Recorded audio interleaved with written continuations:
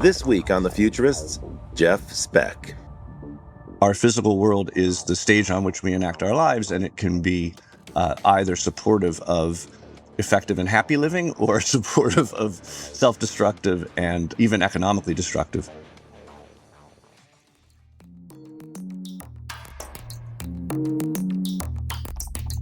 Hey there, welcome back to The Futurists. I'm Rob Tersick. I'm very happy to have you here. This week, I'm flying solo, and that is because my business partner and friend, Brett King, is once again working in Dubai, where we're setting up the world's largest gathering in person of futurists. We've been working on this for a long, long time. Brett's been putting a ton of effort in and working in Dubai on the ground to get this event organized. And that's all happening at the Jumeirah Beach Hotel in Dubai on the 22nd and 23rd of September. We certainly hope you can find us there and see us there, meet us there, and meet the other futurists. You can find out more about that event at futuristevent.com. Now, this week, I'm going to actually do a blast from the past, an old friend, an acquaintance, a classmate of mine. But before I get there, I wanted to do an introduction by way of one of the other guests on our show. Longtime listeners know that I'm fond of a scientist, a biologist named Andrew Hessel, who's a longtime biohacker specializing in the field of synthetic biology. And that, of course, is the practice of reprogramming life at the cellular level. So naturally, to be provocative in my conversation with him, I asked him if he felt like he was exercising godlike powers as a biologist. And he had a very interesting response. It was not the response I expected. Andrew told me, we live in a world where every inch, every mile of the planet, everything that we touch, everything we consume, every place we go, everywhere we live, is designed by humans. And he said, look, we've been put on this planet with these skills, and we might as well start getting good at being stewards of the planet that we live in. Now, that was not the answer I expected to hear from a synthetic biologist, but that idea has stayed with me for years. And when I look at the world, I now see it a little bit differently, because I realize that when I drive around the city, someone designed every one of the streets and intersections and crosswalks and traffic lights. They designed the buildings around me, the shopping malls, the apartment buildings, the universities and schools, the city buildings, and so forth. They also designed the regions around the cities and the roadways that connect them. And even those places that remain wild, for instance, our national parks and national forests, even those are there by design, and they're quietly groomed and managed, perhaps in an invisible way that we don't notice most of the time, but they are managed by the Forest Service and the Park Service. And this is true around the world. In fact, you can go to as far as you can imagine on the planet Earth, and you're going to encounter things that are designed and planned by human beings. So since that time that I had that conversation with Andrew Hessel, I really wanted to get someone on the show who is an expert in city planning and urban design. And just by total coincidence, a blast from the past, my college roommate from my freshman year in college, a zillion years ago at Williams College, reached out to me when he was visiting Los Angeles, and we got reacquainted after many, many years. And it turns out that he is the world's leading planner for cities in city planning and city design and transportation policy. His name's Jeff Speck, and I want to give him a very warm welcome to the Futurist Show. Jeff, welcome to the Futurist. It's such a pleasure to see you here. Thank you for making time from your beautiful place, your new place in New Hampshire. Well, it's funny that you've gone into the past for your show about the future. We tend to do that. You know, it's one way to look at the future is to look at trends and look at the past and you project forward. Well, I found you kind of by accident.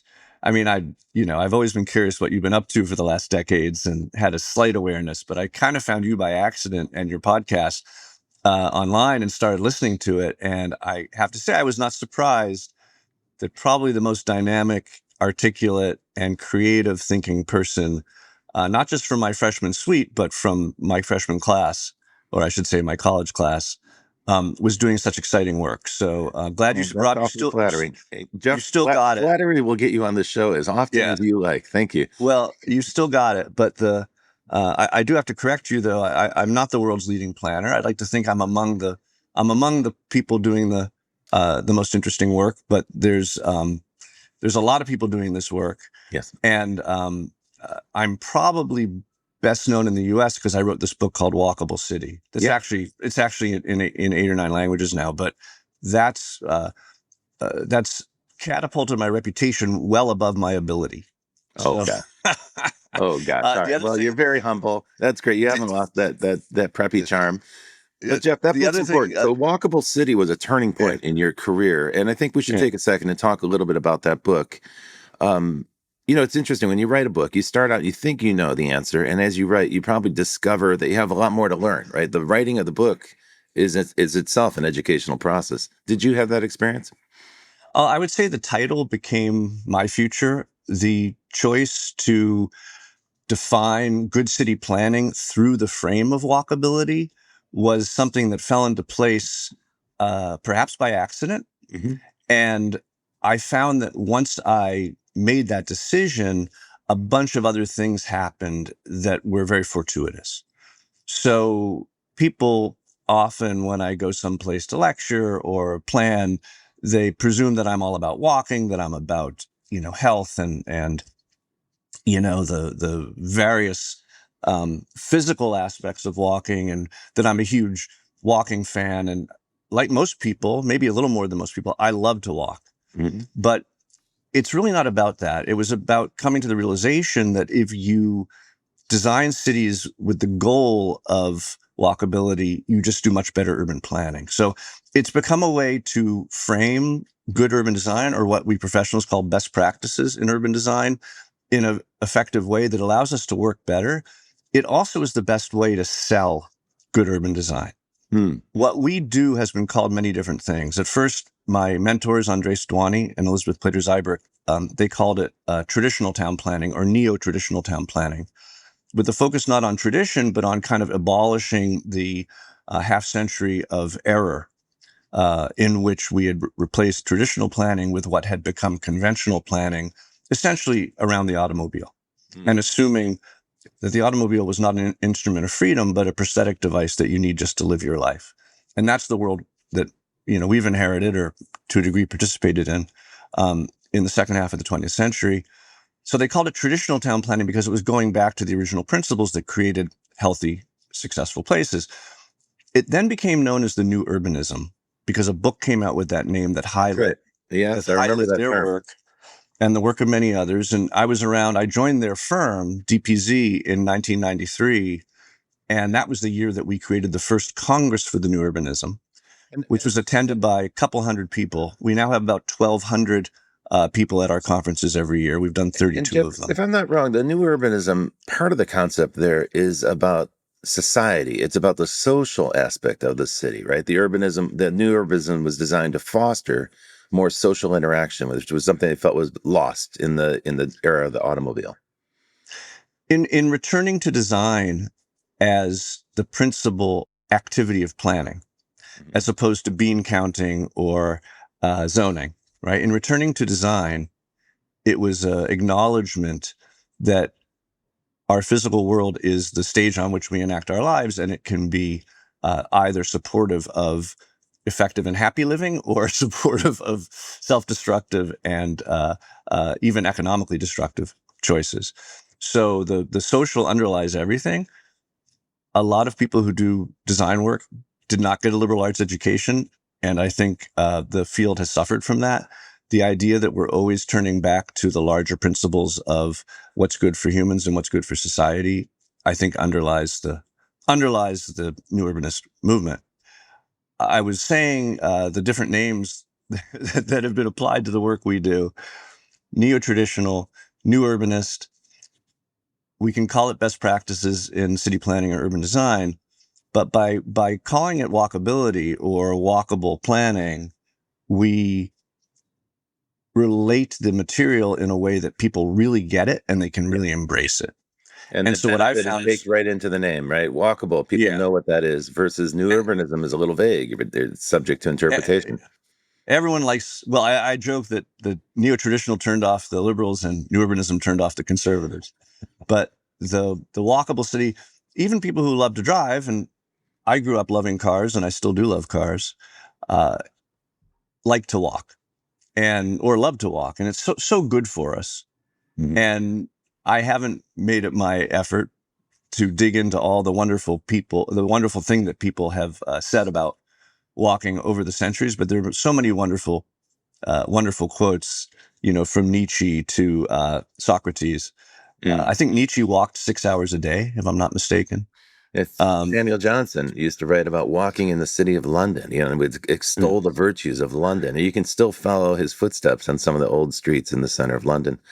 Yeah, you're quite right. And until the mid part of the century, really till the Second World War, cities were designed in such a way that you could walk across the city.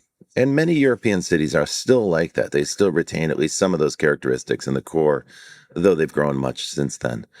American cities are different, right? The part of the expression of American dynamism was to expand, right? The expansiveness and this idea of freedom or liberation or ownership. These are important things for Americans.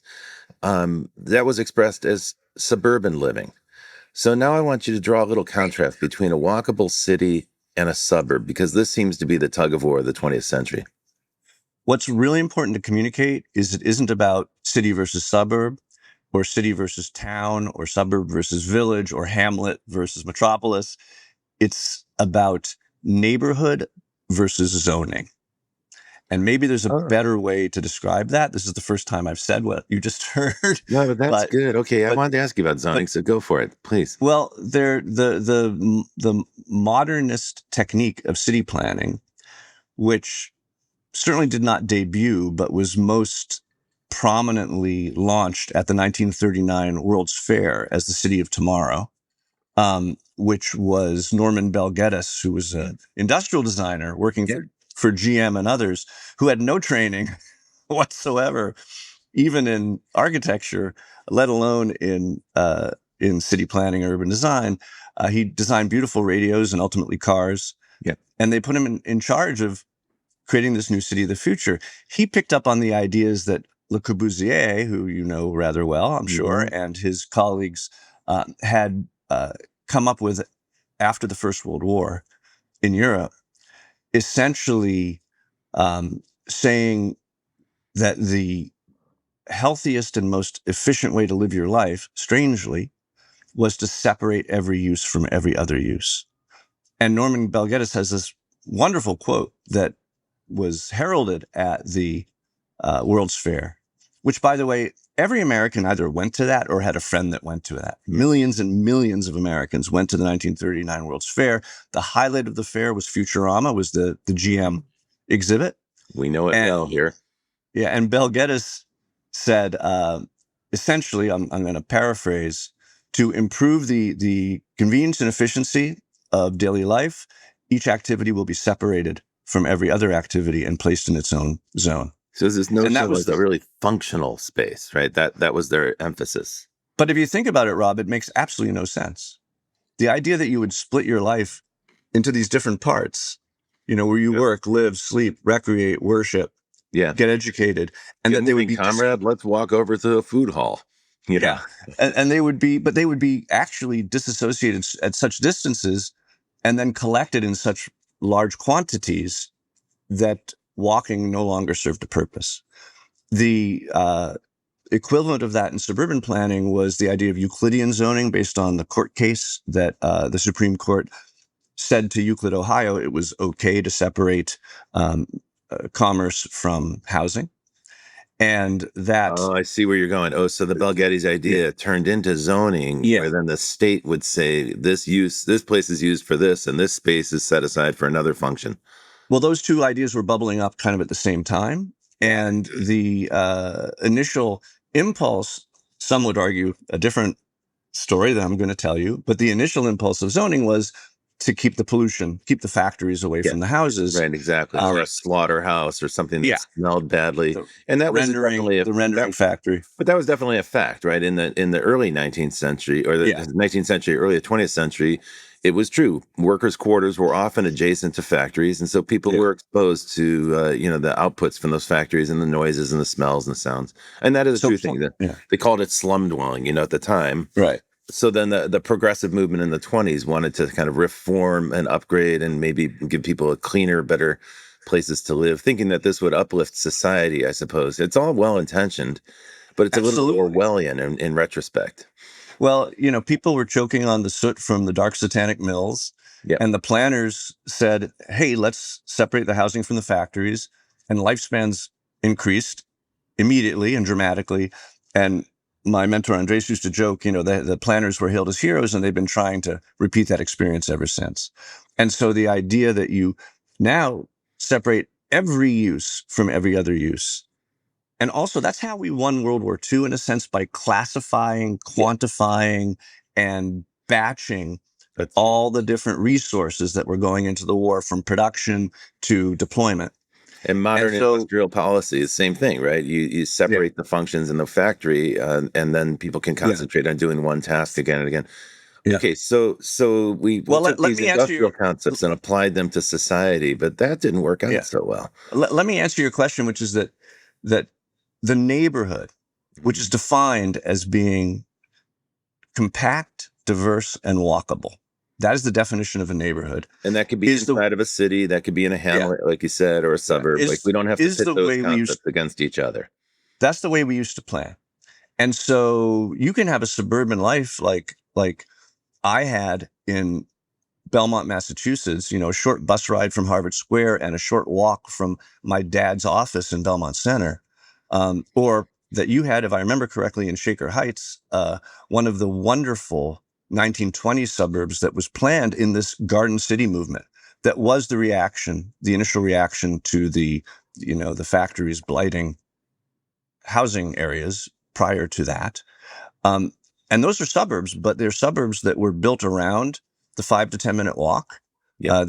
The neighborhoods tend to be about a 5 minute walk from edge to center. And they had They're public transportation that took you efficiently to downtown without need Yeah, for a car. yeah. And the transportation systems, of course, mapped the development patterns across the region. So you have the nodal development patterns that grew out of train stops being a certain distance apart. And you had the linear main streets, like, for example, Mass Ave, as it heads out of Harvard Square and keeps going into Arlington and Lexington. It's basically a collection of main streets because that's where the streetcar ran. And it Hmm. was only when the trains and streetcars were, largely abandoned, in many cases burned, and the automobile became this machine that actually made the entire landscape equivalent. All you had to do was lay down a thin strip of asphalt, and all of a sudden, a place is just as accessible as everything else. So this nodal form of development, which gave way very comfortably to mixed-use walkable places, Hmm. went away.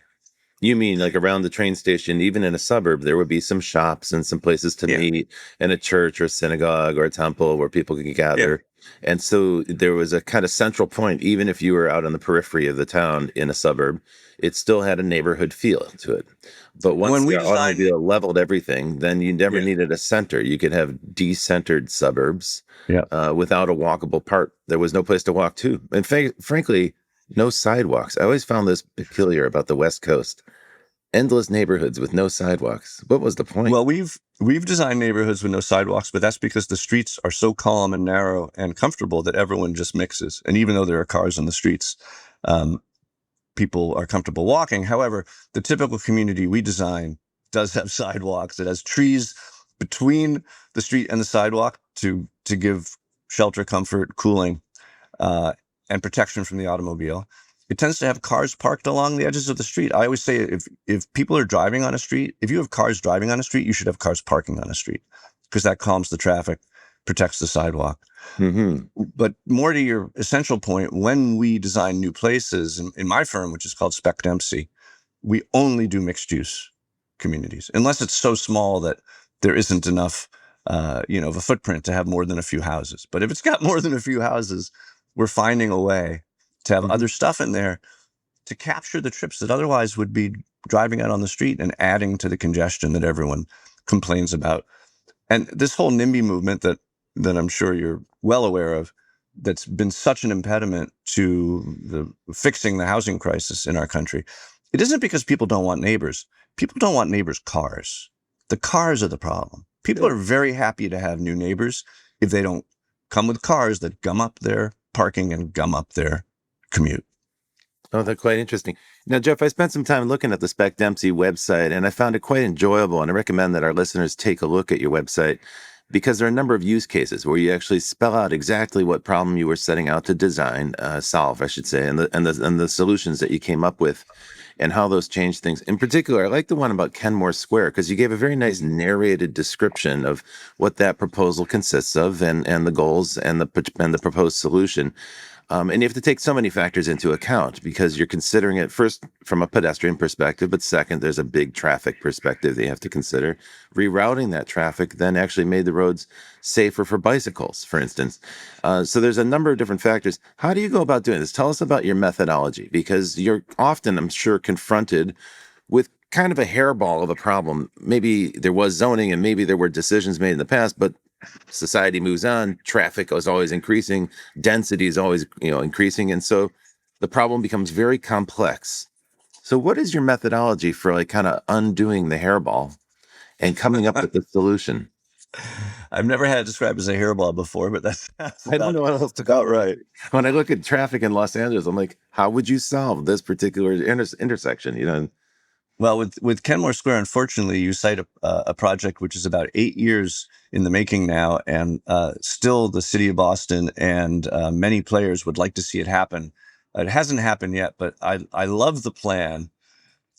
The To answer your question, it's always a political challenge we face. Mhm. Less so in places like Boston, but the typical place we work is like in Oklahoma City or a Cedar Rapids I or noticed. Carmel, Indiana. Like down home America, little towns Yeah, across the country, Indiana, yeah. Oklahoma. I like that. Where we began in Kenmore Square with an intersection that we were told by the previous mayoral administration could not handle fewer private motor vehicles than it did today. So, and that happens in so many places we work, where we begin, people hand us the problem set, and the problem set includes the requirement that we not create, to put it simply, that we not create congestion. So a lot of what we do is look at street networks. We never look at just the one street that we're potentially assigned. And we say, okay, what opportunities are there to, and this is just one type of project we do because obviously we're planning new towns and private developments as well. But the problem we're very often handed is how do we make this neighborhood or this piece of a neighborhood livable, vital, more successful? Oh, but you can't cause congestion. So the first argument that never works is the concept of induced demand, which you've probably heard of.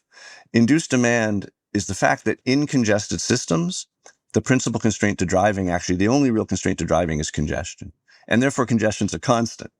So we go to cities and say, look, you could add 2 lanes.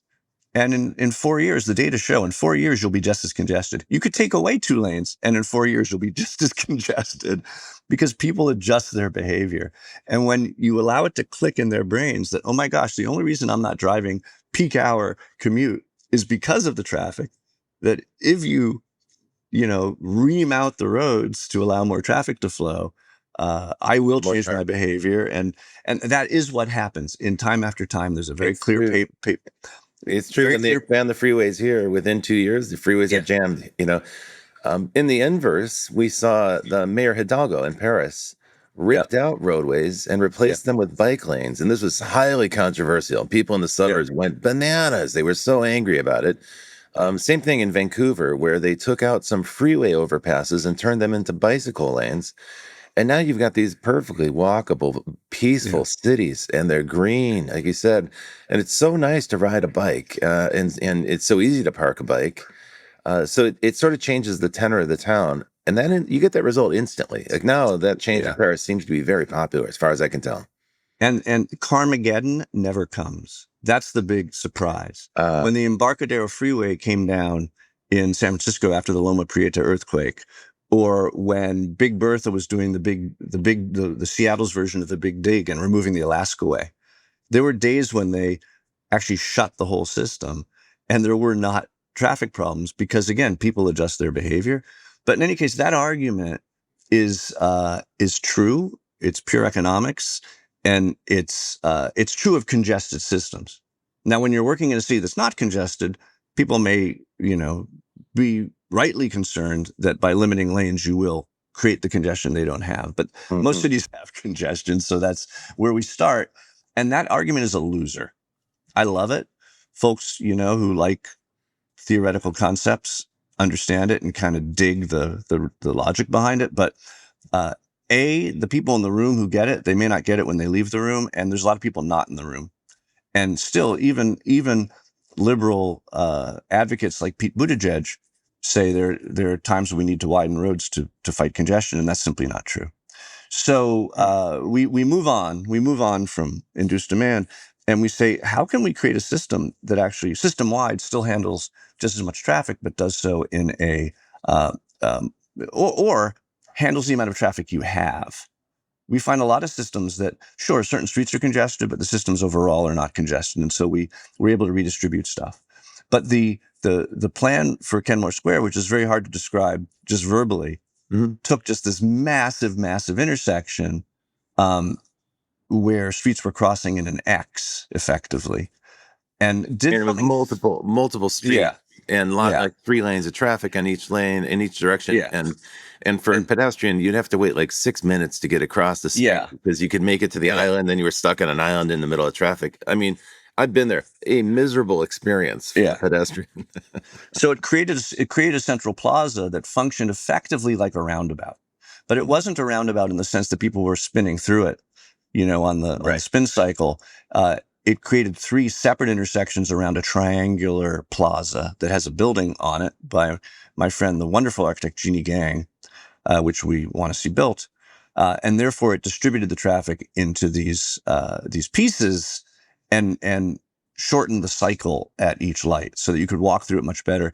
Of course, it did what we do in all of our plans is when we can is to create bike lanes out of the street on the pavement edge, right? So you have the cars parked, you have the curb, you have a buffer zone, you have bike lanes, you have trees, and then you have the pedestrian zone. That's the ideal sidewalk. That's what we're building in Cambridge. People are building in Seattle.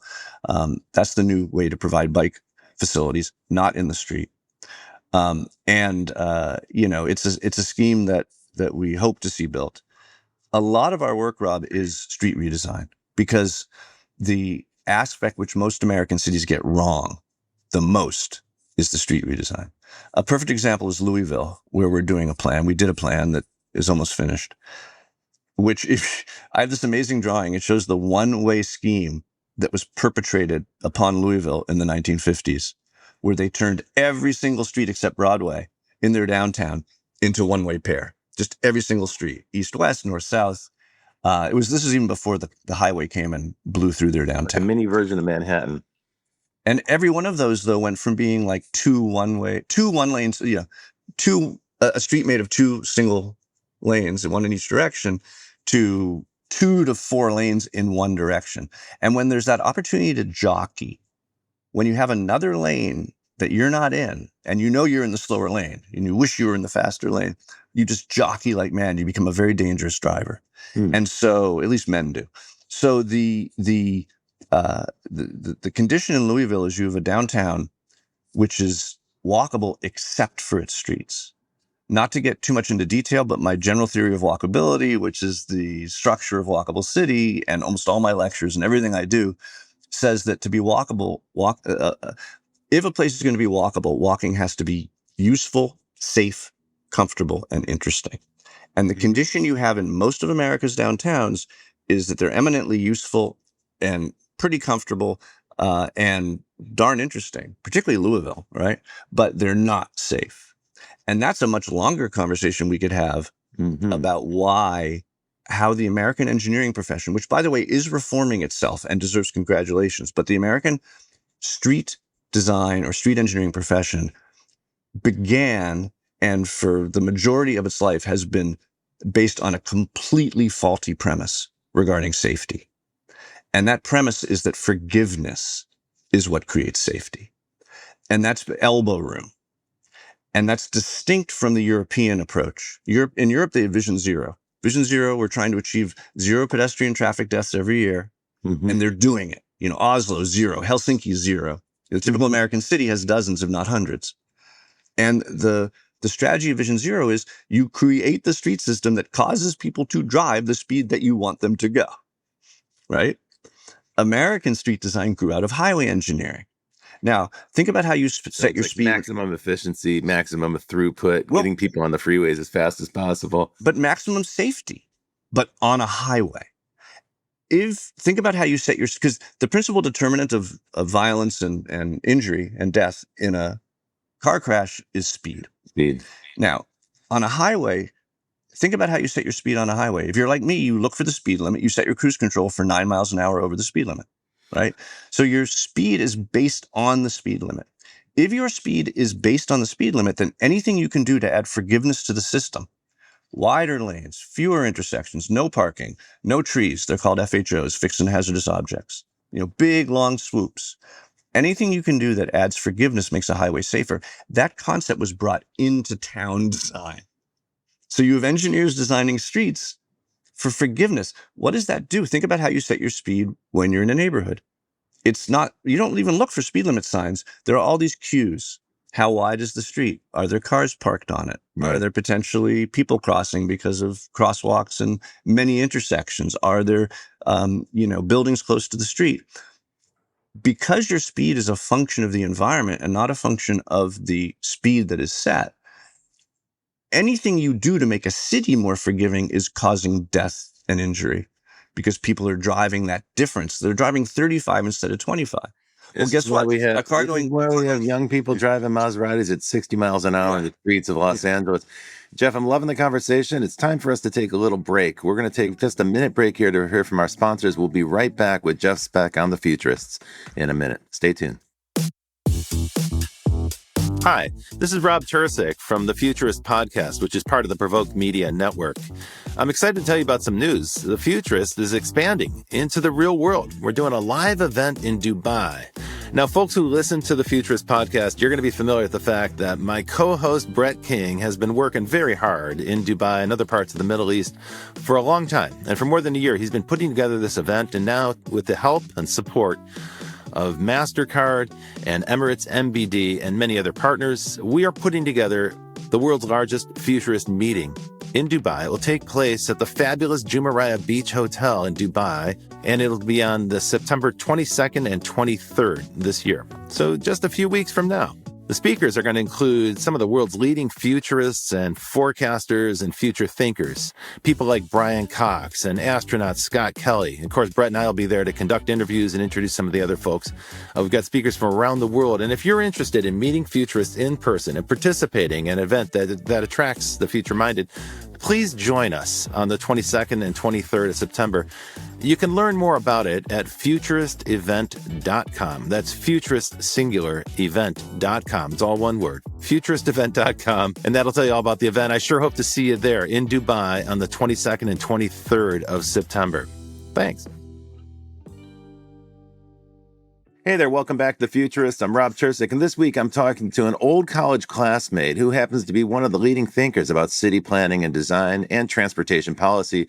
It's Jeff Speck, who is a principal and a partner and a founder of Speck Dempsey, which is a company that focuses on helping cities and towns plan and design the roadways, the walkways, and the bike lanes. We've been having a lively conversation here, and as we've been talking, it occurred to me that we need to talk about the most important invention of the 20th century. Now, think about that for a second, folks who are listening. I want you to consider, what do you think is the most important invention of the 20th century? And I'm sure some folks are going to say the smartphone, but of course that came much later. That came around 2007, the modern smartphone that we have. In the 20th century, there was an invention of the very earliest part of the century that utterly transformed not just the way our cities look and are shaped, but also our manufacturing process, the distribution of goods, the way we shop, the way retail is designed, and the way food is presented to us. I'm not joking. Of course, I'm talking about the automobile. And Henry Ford's industrial process assembly line transformed American manufacturing and taught us how to manufacture at scale, and that in turn gave us a consumer economy. Because he manufactured automobiles cheaply, it made it possible for the workers at the factory to purchase automobiles.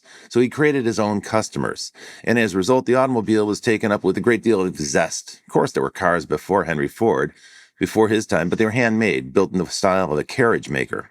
What he did was industrialize it, build it at scale, and those methodologies then percolated through all of our other manufacturing industries, and that turned America into a manufacturing powerhouse in the first part of the 20th century. It also changed our cities because, of course, the very next thing that happened by the 1920s were traffic congestions and traffic problems. Very famously on Long Island, people would try to leave the city of Manhattan and they would get snarled on the old dirt roads. It's hard to imagine a time when American roadways outside of cities were dirt, but that was true until the middle part of the century in most of this country. So we began to do large-scale roadway planning. After World War II, President Eisenhower, who had been sent as early in his career, had been sent to prospect across the entire country and found American roads to be abysmal in the early 1910s. When he was president, started the National Highway Program, where the U.S. rebuilt the entire country, redesigned the entire country around these massive interstate highways that we have today. Those in turn reconfigured commerce because once you could get on a freeway and drive out of the city, you could shop at a big box store. You could live in a suburban home. And so people did this. People started to change their behavior. As Jeff said in the beginning part, as soon as you make it possible, as soon as you afford the possibility, human behavior will change. As a result, fast forward to today, we live in a world defined by the automobile. Not just the way we drive or the way we get around town, but the way we consume and the way we build and the way we sell. All of that has been transformed by the car. Now, Jeff, that sounds like a very positive tale that I just told about the automobile, but I'm sure in your experience, there's a lot of negative aspects of that, right? So the automobile was originally presented as a kind of symbol of freedom, right? When we were young, if you were 16, you wanted to get your license and get a car and you could drive and you were free, right? But today I've noticed that my daughter and my nieces and nephews and their friends, none of them own cars. They're not interested in owning a car because a car, in a way, is like a ball and chain.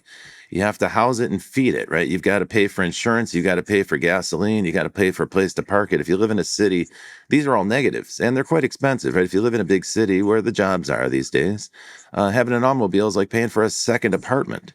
So a lot of folks today are growing up rethinking the automobile as a symbol of freedom, and instead it's become a symbol of oppression for people. For younger people, it seems like they would love to find a way to live without automobiles. Jeff, is this part of your experience? Are you seeing this trend as well? You know, the advent of Ubers and now robot taxis, making it possible for people to have transportation as a service without necessarily owning a car.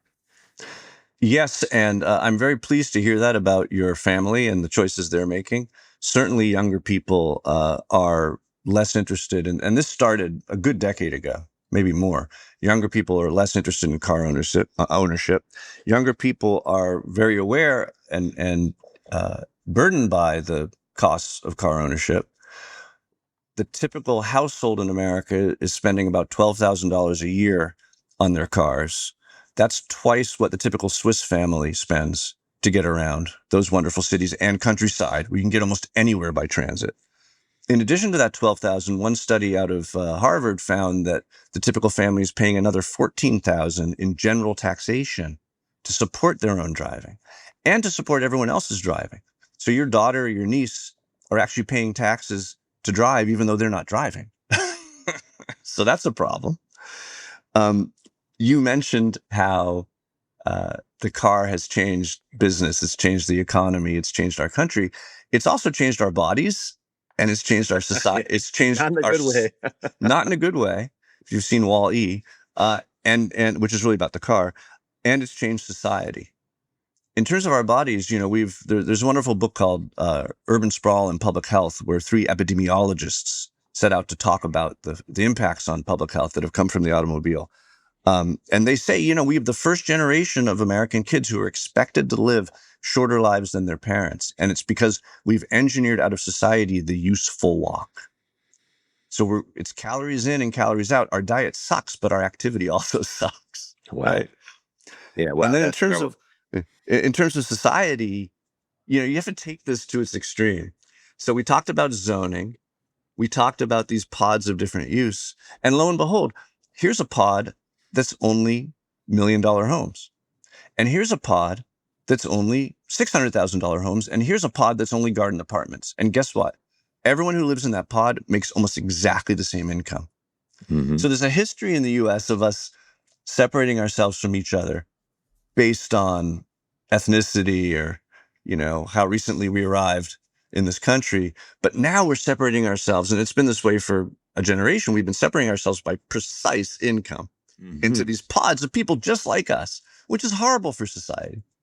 And there is a correlation, if I can get political, there is a correlation between this sort of homogeneous suburbanization and right-wing politics. Interesting. It probably affects the entire spectrum, right? You can imagine that impact. But the divisions you're talking about are driven in part not just by the automobile, but something else that's related also to city planning, which is privatization.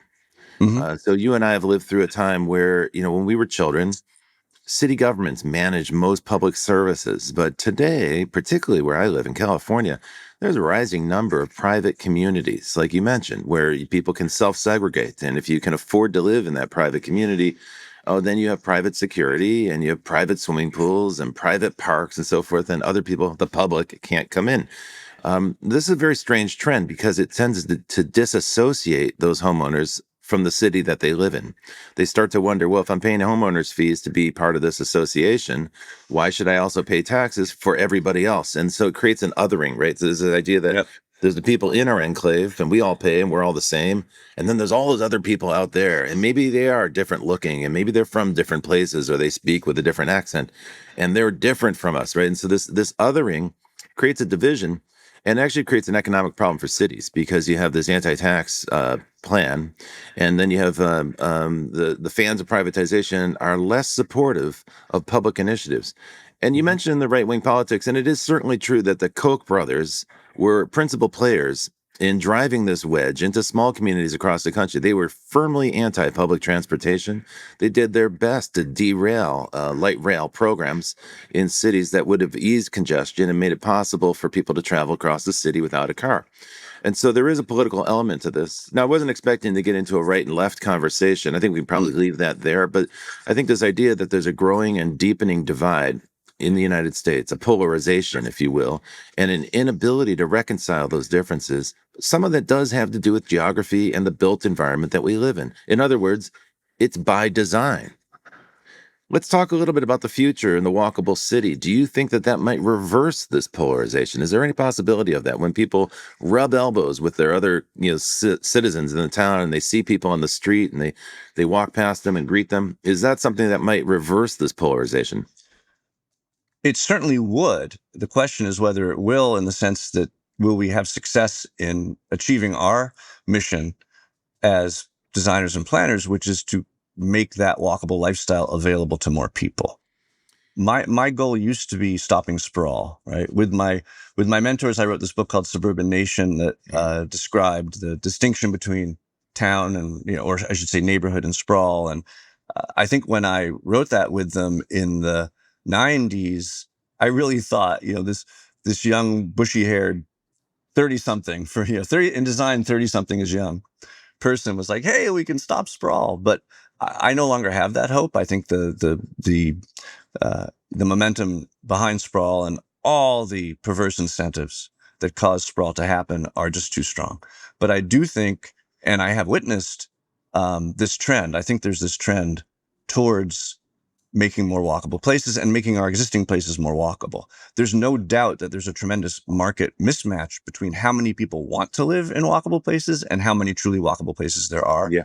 Whenever you build them, they are successful. That's true. Like the planned Uh, communities in Florida, I know you've done yeah. one, and there are others. The Celebration, famously the Disney City. These are highly desirable places because of the walkability and I think the sociability that comes with it. It feels to people like some kind of iconic small town America from the past, from the mythic past, and that we'd like to recreate that in our present lives. And those who can afford it, they're going to opt into that system. What about the people who can't afford that? Well, you made me think of something rather upsetting, which is that when we create new communities, we intentionally include a wide variety of housing. Hmm. So we have, in any community we will have mansions, we will have houses, we will have bungalows, we'll have row houses, apartments, condos. And the idea was that we would allow society to recoalesce again and have diversity. What tends to happen in these communities is that they become so valuable that even though you might have people of different ages and different places in life, they, if they're in the free market, they get bought up and up, and you don't see that sort of diversity. don't Hmm. see, you see all different households of wealthy people mostly. Right. and So and that's large and small families living in they're yeah. all of a certain economic caliber. But the fact is, though, that when we work in existing cities and just make them more walkable, uh, it, it, particularly around middle and lower income communities, that is something that benefits everyone there. And the main warning we give to cities where we work in is that you may need to take some measures to stem what is called gentrification. We call it displacement. You may need to take some measures to stem displacement because it took me so many years as a planner to realize that, and you got to take this in its entirety. It's my job to gentrify. And what I mean by that is it's my job to make places better. If you make them better, they become more valuable. If they become more valuable, the price goes up, property taxes go up, potentially, rents go up, and there's a risk of displacement. And Mhm. so it's a hand in hand thing when you're doing planning to also communicate to cities that you need to put measures in place like land trusts and uh, income tax abatement, property tax abatement programs and other things, so that the benefits accrue to the existing citizens and they're not in a position where they have to leave.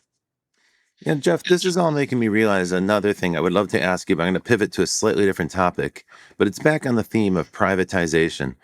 Um, a couple of years ago, someone mentioned to me in passing, we were talking about nations. I think because South Sudan had just split away from Sudan. And so there was a new nation. And it's not that often that a new nation is created, right? After the breakup of the Soviet Union, you saw a lot of new nations created. And I think today there are about 195 nations around the world. But we're not manufacturing too many nations anymore. Like that number doesn't change too much. It might change by one or two periodically. Um, but the person I was speaking to said, yes, but what you're missing is private places, privatized nations. And I was like, what are you talking about? Seasteading? Like, creating some floating community out on the ocean somewhere, some pirate island or There something? are some of those. He said, no, special economic zones. Special economic zones are growing at a rapid clip. And I did not really understand. And then when I investigated, I realized that at the time when you and I were in college, there were maybe a few hundred special economic zones. But then when China pivoted in the 1990s, the Chinese government got into this idea of special economic zones, beginning with Shenzhen in the south, which was just a fishing village near Hong Kong. They turned that into a special economic zone that was designed for private enterprise. Boom, it was a huge success. They since created 300 more. So China has a lot of special economic zones. But around the world today, there are estimated to be between 5,000 and 10,000 special economic zones. And these are zones, typically a private public partnership of some sort. Very rarely are they purely run by government. Sometimes they're entirely private. And by that definition, it means that they are like separate governments. These are places that are run differently, planned differently, managed differently, policed entirely differently. And the rights that you may have as a citizen a mile or two away may not apply when you're inside of that special economic zone. And so for some folks, this takes on a kind of Orwellian cast, big brother idea that you've privatized the function of a city. Now, I want to give you that as background and ask you to speculate a little bit about the future, because clearly this trend towards special economic zones is rolling with some momentum. It's not going to slow down. So, where we have maybe nearly 200 nations in the world, we now have thousands, some say 10,000 privatized nations, if you will, or privatized cities. Sometimes they're as small as a factory, sometimes they're just a seaport, sometimes they're a zone around a seaport or manufacturing center. But these do encompass living, and they do encompass all the other aspects of the neighborhood that you described. Now, do you see this as a positive trend? Do you see privatization as a negative trend, or is it not viewed that way? Is it just another economic opportunity that you have to attend to? I would say it's part and parcel with the general disassociation of our society, both physically and on the web, right, in the other world. It's a negative trend. Have you read Snowpiercer? Any show about the future Hmm. needs to know Snowpiercer. Hmm. I finally read it. It's such I mean, because the entire world has become these special economic zones. Yeah. And it's fantastic how I think that's the most, in your business, It's a Rob, dark vision, right? It's not yeah, appealing. Yeah, it's but I imagine your audience all knows this book. I just discovered it, and it really changed my life to read that incredible story about a vision of the future. And one I of the did reasons want most to, people are unaware of special economic zones is because if you don't have permission to be there, if you're not employed, you can't be it, and you can, yeah, you drive around it, and it's almost invisible to you. And so these things are sprawling, and they're here in the United States. Make no mistake about it. We have them here, but they're very prevalent in the southern hemisphere. People tend to be unaware that they exist because you can't go in, yeah. you can't see them.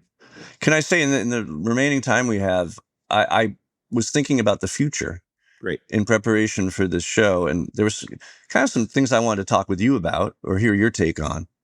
Uh, but the a long time ago, I read this book you probably know by Neil Postman called Technopoly: Yeah. The Surrender of Culture to Technology. Huge Uh, fan of Neil Postman and Marshall yeah, McLuhan. Huge fan. yeah. Well, Neil Postman quotes Marshall McLuhan, and he talks about the technological imperative. And I'm curious about your take on the technological imperative, which is basically, um, the idea that any new technology that improves convenience will be adopted, whether its impacts on society or bad. Mhm. And the quote of Marshall McLuhan that I wrote down from that book is, "It's a great convenience to be able to call my cousin in Vancouver on the telephone or visit him by train, but it is only because of the telephone and the train that he lives in Vancouver." And I was curious because I do feel that you're very pro technology, pro future. You're you're maybe a cheerleader for change. You've always liked the next thing, right? Mhm.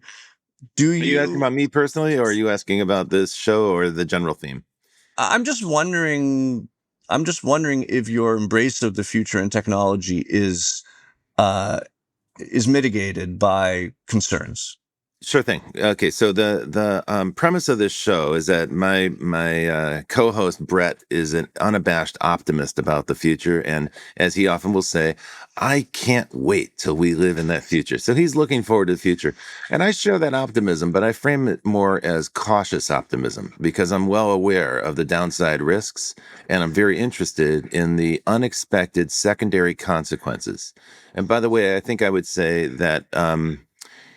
This is one of the major pitfalls of some futurists that are there. They get very focused on a particular idea or a particular trend or something new, the new shiny object, if you will, and they get very excited about that, and it sort of dominates their imagination, their consciousness. What they fail to see are the second order or third order consequences of that. Mhm. And the example I would give is artificial intelligence. And those who listen to the show, there's a number of recent episodes where we've gone deep into this topic, like what will the second and third order consequences of widespread adoption of AI be? I'm very much on the record of being pessimistic and skeptical. I'm skeptical about the euphoric claims. And there is a kind of tech fetishism. I don't think I have this, but there is a kind of like worship of the power of technology, right? Almost religious. And you see these sort of weird techno religious impulses like, the singularity and long termism and so forth. These are outshoots of, what Kant would call the transcendent impulse in humans. If you work in the technology industry, you might think of yourself as an atheist or someone who doesn't adopt mainstream religions or organized religion, but yet you still have that transcendent impulse and you tend to apply it to technology, and Exactly. we end up worshiping the machine. Now, this is very dangerous because one of the principles of Marshall McLuhan, who I adore and like, and I still read and I think is still incredibly relevant 50 years later, um, one of his principal ideas is that the tools shape us, right? We shape the tools, then the tools shape us. And I would go further and say we use the tools and then the tools use us. And the whole dialogue we just had about the automobile is a great example, right? We wanted a way to replace the horse and buggy with something faster that we could control and where you didn't have to feed it hay and, hoof it and so forth. Okay, so we built the automobile. Great. And 100 years later, we're beset with a number of problems, including obesity. Who would have ever expected that, right? These are examples of second and third order consequences. I think if we worship technology blindly and just embrace it and maybe in some ways celebrate it so much that we blind ourselves to the consequences, we risk creating a world we never intended. This is the downside risk. This takes me right back to what Andrew Hessel said to me, what I was talking about in the very beginning of the show. there's a perspective that we have godlike powers. Technology affords us godlike powers to control and design the world around us. And we'd better start getting serious about that, and we'd better get good at it. We might as well start getting good at it. I think we could say that our generation hasn't done such a great job as stewards of the planet. I think that's recorded in the environmental record. And so we're going to have to deal with those consequences, or our children and their children will live with them. So now it's time for us, I think, to develop a better awareness. And my personal feeling is, yes, it's fine to be optimistic, but bring a measure of caution and be thoughtful about the consequences that come with rapid change. Well, if I could, and bring it back to cities, which is ostensibly our subject. The very first futurist I knew about was John Nesbitt. Do you Yeah, remember very much. Megatrends? Yeah. I actually met him in Saudi working on a project Oh, many cool. You actually met him. Oh, decades. wow. Yeah. Yeah, many years ago. Um, and he had this concept of high tech, high touch. Yes. And I believe one of your titles for this show was something like the city uh, and dematerialization or immaterial. What is the term you use? And I use vaporization, and that's the book that I wrote. And that Yeah, is 100% focused on replacing physical stuff with software. yeah. And I think there's a relationship between that thinking and his thinking and the high tech, high touch, where it's on steroids now, right? And as the world becomes more and more virtual, and as things become less and less real, we as humans really need that high touch, and we need community, and we need place. That's right. We For those who are inhabit. listening, let me put a little color on this. So, for those who are listening, John Nesbitt is a futurist from the late 70s and early 1980s who wrote about technology trends. Um, and his concept of high tech and high touch that Jeff's referring to now, he said, as we adopt high technology, we must, as humans, we must also increase the humanity. We must increase the touch points for humanity. If we lose that and we're dominated by technology, it makes us less human. Please continue. I didn't mean to bust in there, but I wanted to give that context. Well, it's just the fact that we're animals, right? And there's so much more to how we relate to each other than just what can be conveyed virtually or even in a Zoom call. There was a study done, it was before Zoom, but I think it was at Wharton, where they had groups that met in person, they had groups that met over the internet. And of course, they were not of course, but they were given challenges, intellectual problems to solve. And the physical groups ran circles around the groups that were meeting virtually. I read somewhere that the first thing many people do when they shake hands, is find a way to smell their own hand. Oh, that's And the yeah, for point animals. being that we are Jonathan Haidt talks about this. I think it's him who talks about how we're a chimpanzee riding an elephant, that we've got the front of our brain that we think is in charge, that's making all these decisions, when in fact all we're really doing is rationalizing decisions that our brainstem, our prehistoric brain, has already made for us. And so how a person smells, right? How you feel when you're in their presence, what it means to be in a pub full of strangers as opposed to a chat room. These things are beyond our comprehension. They're outside our control. And it requires the kind of city that we actually can't invent. So I mentioned that I ran into Nesbitt in Saudi. We were in some of the early ideation workshops for this new town called Neom, that Oh you've my probably goodness. heard of. Yes. I'm Talk no about longer city involved with planning. Neom. It's become the line. The line is a 100-kilometer slice of a building, 60 stories high, intended to stretch from the ocean to the mountains, or the sea to the mountains in Saudi. As far as I can tell now, the principal urban design challenge that project tried to meet was to be visible from space. But the criticism I have of that plan, there are a lot of design criticisms I have, and they've interviewed me several times about what my concerns are. And they're very open to criticism, I should say. But the principal one is that cities contain a wisdom that we do not fully understand. They have a spooky logic that resolves from the fact that cities evolved naturally alongside humans, with humans, and that the best cities were not invented. They were just evolution of the places where we were, most comfortable living. The idea that a committee or even a single person could ever reinvent a city that would be better than this almost natural thing that we've inherited is preposterous.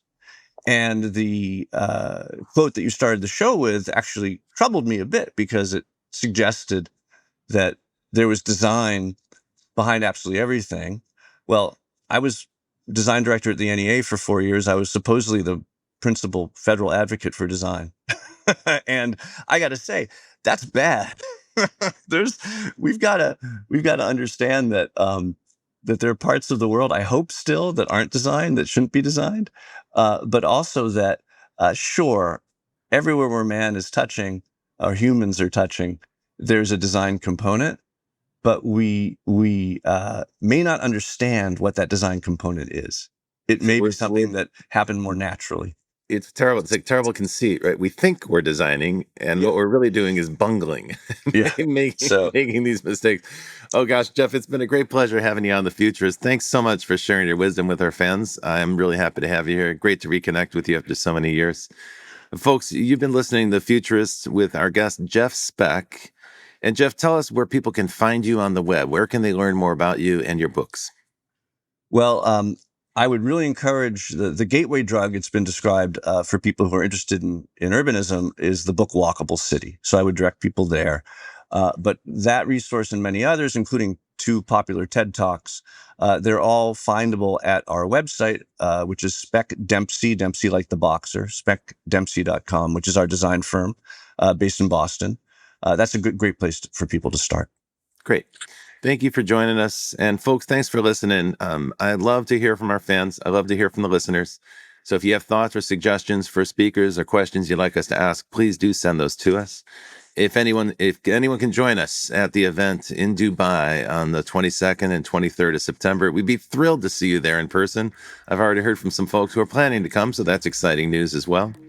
And of course, next week, Brett and I will be back with another person who is thinking about and designing and influencing the future that they envision.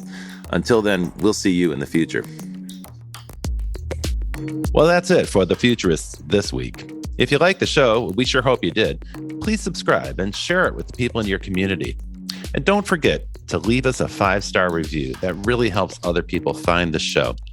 And you can ping us anytime on Instagram and Twitter at Futurist Podcast for the folks that you'd like to see on the show or the questions that you'd like us to ask. Thanks for joining. And as always, we'll see you in the future.